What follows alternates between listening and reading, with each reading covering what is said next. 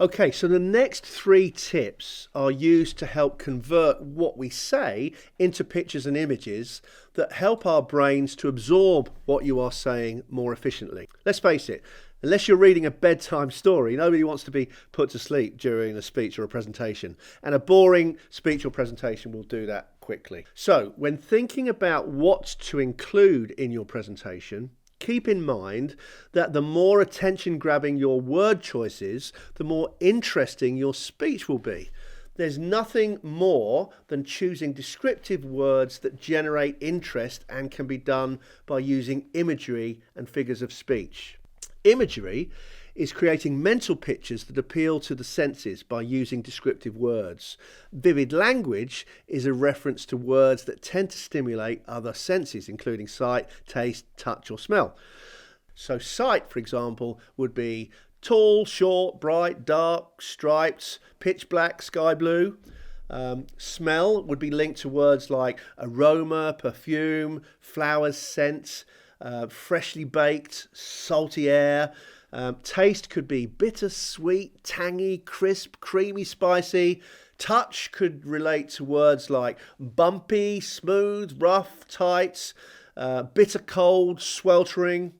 So a good example of using vivid language may be something like the sound of screeching tyres was soon followed by the deafening bark of a car horn as the shiny bright red Corvette sped past the town hall.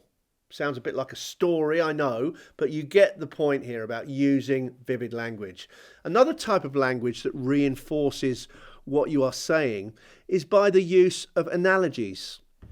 Now, an analogy, which is a comparison between one thing and another, typically for the purpose of explaining or clarifying something, could be something like, she is as blind as a bat, or you have to be as busy as a bee to get good grades in high school. Finding that lost dog will be like finding a needle in a haystack. These are examples of analogies where you're comparing 2 objects or ideas, and that's a common practice in the English language as it enhances the image of what you are trying to depict. And then finally, there is the use of third-party stories, which, as it sounds, uses a third party to make a point. Third-party stories are often used in sales when a salesperson might refer to his customer down the road who's already purchased the product the salesman is selling and is very happy with it. Third-party stories are also a way of taking a difficult subject matter and tackling it in a room with a group of people without drawing the connection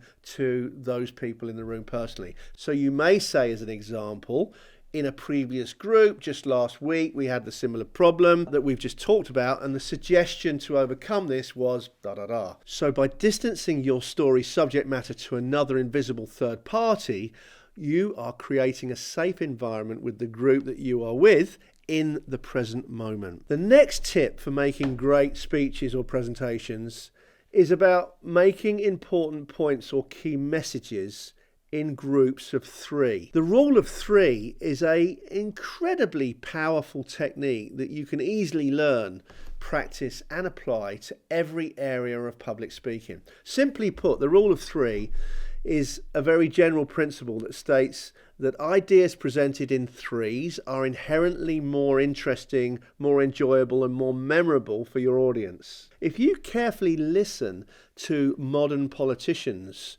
when they're making public speeches or focusing on a key political agenda, they will optimize the use of the rule of 3 to make their point by saying things like, our government is the government of the people, by the people, for the people, or this particular policy will be good for the workers, it will be good for the employers, and it will be great for the communities. Or if they're attacking an opposition party member, they may say something like, this budget by the Cabinet Minister for Education fails to deliver on teachers' pay, fails to deliver on child's education needs, and it fails to deliver on the manifesto promise at the election. And you can, of course, use the rule of 3 in so many different contexts to help you get your point over. And so I would encourage you and invite you to have some fun thinking about inserting some cool groups of 3 when you want to emphasize an important message. Sometimes we may come across the need to explain the cost of something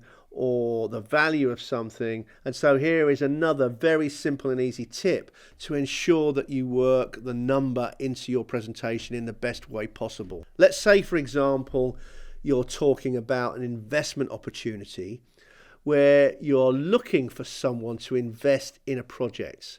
Naturally, you want to make the investment figure seem as small as possible so that it's more palatable. And in many of the proposals that I used to share with corporate clients in order to gain a training budget commitment, as an example, I would present it in the following way. If I was looking for a training budget to train 100 people over the course of 1 year, which would involve 10 one-day training programs with 10 attendees per program, the maths would work out something like this. 100 people is 10 groups of 10, and each group would get 10 days training per year. So that is 100 training days at a cost of, let's say, $2,500 per day. So the cost in the proposal would be $250,000. Rather than present the cost of $250,000, I would present the numbers differently. So there are 100 people being trained, and the 5 programs would cover all their training needs for 1 whole year. The cost for this would just be $250 per employee per program. This example reduces a number from $250,000 to just $250, even though the cost is exactly the same. The way that the number is presented is different. The opposite approach can be used if you want to increase a number to have a positive impact. And so, for example, if you're selling a product to a customer that makes $25 cash margin every time 1 unit is sold, you wouldn't sell it with the lower number. You should increase the $25 cash margin to a much higher number by increasing the earnouts to the extreme to make a point. So you might say, for example, I expect you will sell on average 200 of these items every month. And so over the course of just 1 year, you will make a cash margin of $60,000. 25 times 200 times 12. Again, it's the same product and the same margin, but the positioning has a much better impact. Finally, our old favorite, using open-ended questions. This is more relevant when you are actively seeking participation from your audience, and specifically when you want to get some conversations going with your audience during your presentation. Closed questions can be a little awkward when you have a group and ask a question that requires a simple yes or no answer. So always think about the type of answer that you are likely to look for, and create your question correctly according to the responses that you want. Therefore, words like which, how, when, where, what, who, as an example, will help you to get some dialogue going. More tips coming in the next video, so I look forward to seeing you there.